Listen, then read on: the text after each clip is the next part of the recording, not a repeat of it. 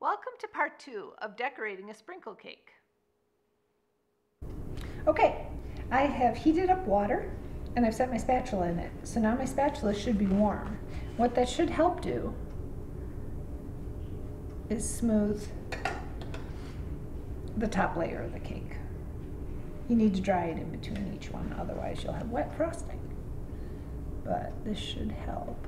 Oh, it's not working great actually. I think maybe my water's not warm enough. It's pretty warm. We might have to add a little more frosting to the top of the cake. It may just be that it's not thick enough. I think we're going to add a little bit.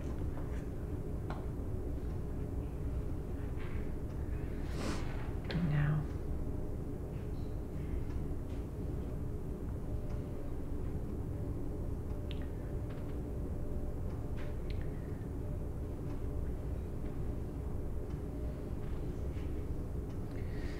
remember, we're not shooting for perfection. This is for fun.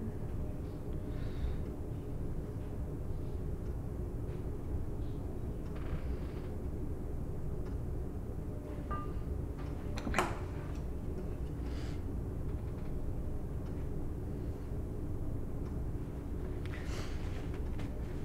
We're going to come back to the top at the end.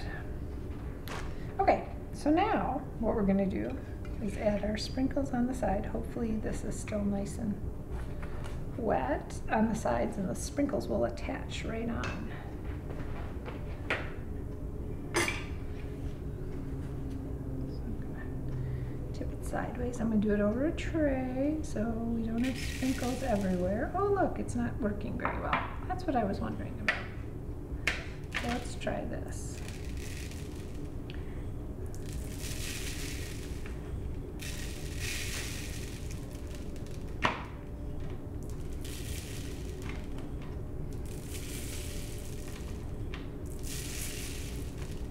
So by having the tray, we're going to be able to reuse those sprinkles and we're not wasting them.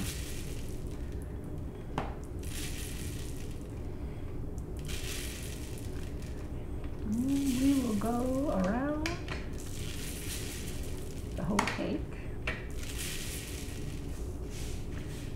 Once we get through this cup, we'll pour them back in and do it again.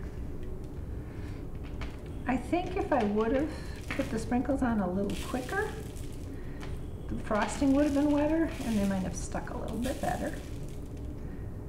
But the other thing is using round sprinkles is always hard. If you use the little jimmies that look like this, they don't roll off as easy because they're not round.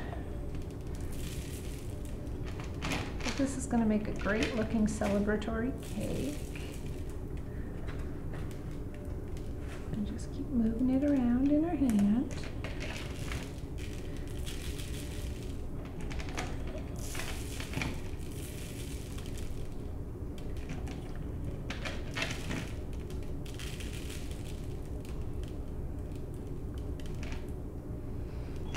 Oops, I bumped. Well, that won't matter actually on the side. I'm going to try it from down here and see if that works better. Ooh, that does work a little bit better actually. I can get a little more of the jimmies in my hand.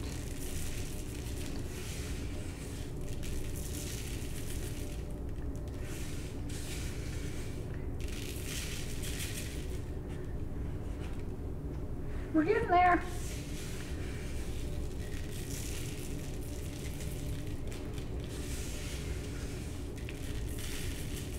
I'm sure there's ways to even improve this, but this is my first round, so this is the way we're going to do it this time. And then at 2 o'clock in the morning, I'm sure I'll have a better plan. I'll try it differently next time.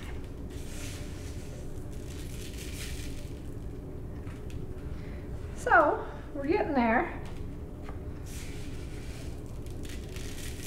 One of the reasons that these are nice sprinkles is you can buy bigger containers of them.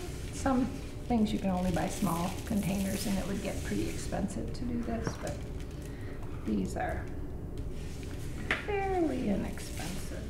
And if you get a little spot like this where you didn't get any, you should be able to just go with your finger and cover it up again.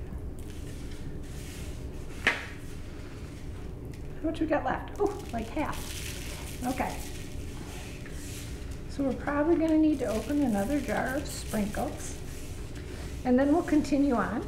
So I'm going to finish this cake, and then we'll be back to show you how to do other things. Okay, we got a couple of these little jimmies on top. Got to get those out of there. The ones on the edge don't matter because we're going to cover them up. But we don't want any in the middle. So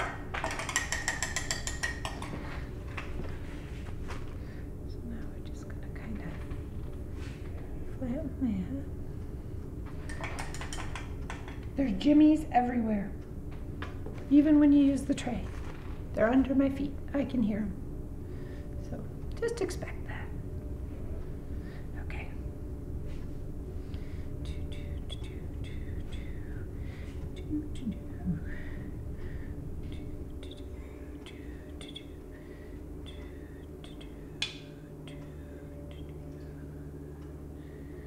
Okay. I like little swirlies. You can try to make it flat, whatever works for you. Kind of like those swirly designs. Makes it kind of pretty.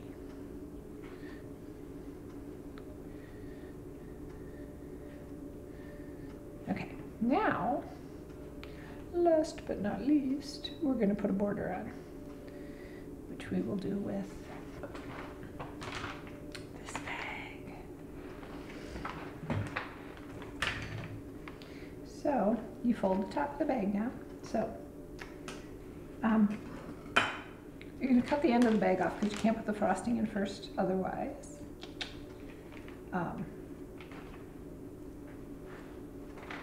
If you put the frosting in first, there's too much air down there. So you need to cut a hole so the air can get out.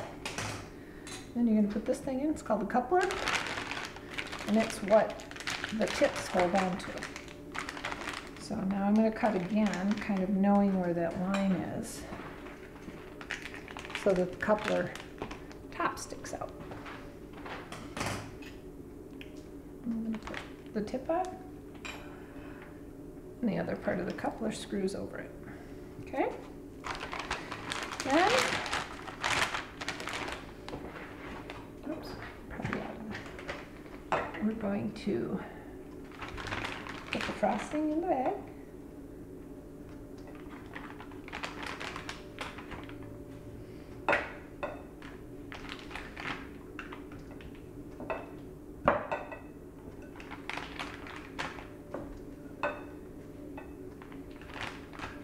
And squeeze it down.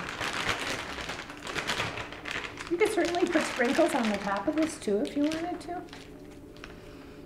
So right hand is guiding, or right hand is squeezing, left hand is guiding. And there's something called a shell border, which is pretty simple.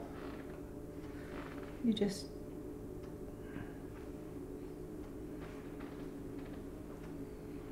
my frosting's a little soft. I live in Arizona. It's hot.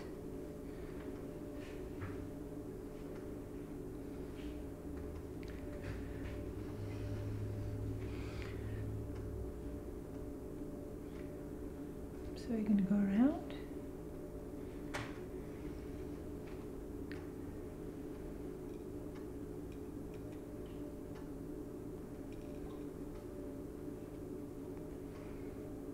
You're going to watch your kids sneak sprinkles off the side, which is what I just saw happen.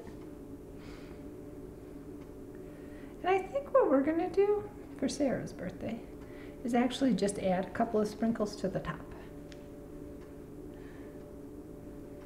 Even with the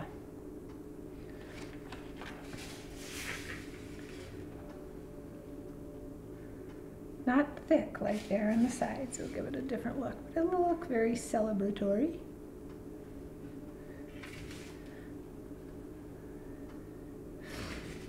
And then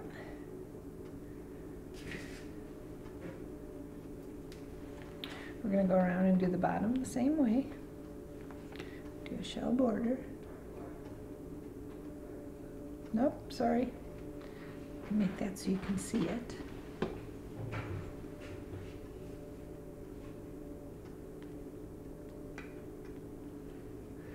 And then what would be pretty, depending on who this is for, you could put some flowers in the middle.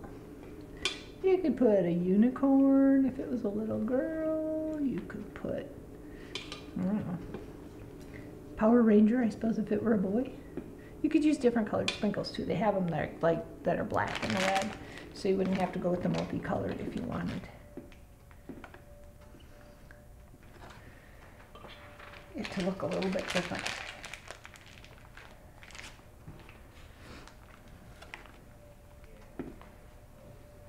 Now, this is all extra, so if you're just making your first cake and you're not ready to try all this stuff, it's okay. You can just put some sprinkles on, you can start with cupcakes, you can do whatever works for your family, because we understand that there's different options here. Okay, look at the cake for a second, I'll be right back. Okay, the other little thing I'm going to add is they had these super cute little birthday hats. So for my friend, I'm going to take these little guys and put them in the middle.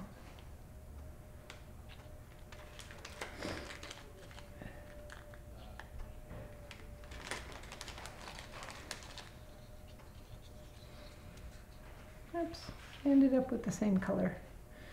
So I'm going to go like this, and like this, and there we have a cute little centerpiece. And these were cupcake picks, but they worked great for creating what we wanted. You could put ribbon on it. There's lots of options.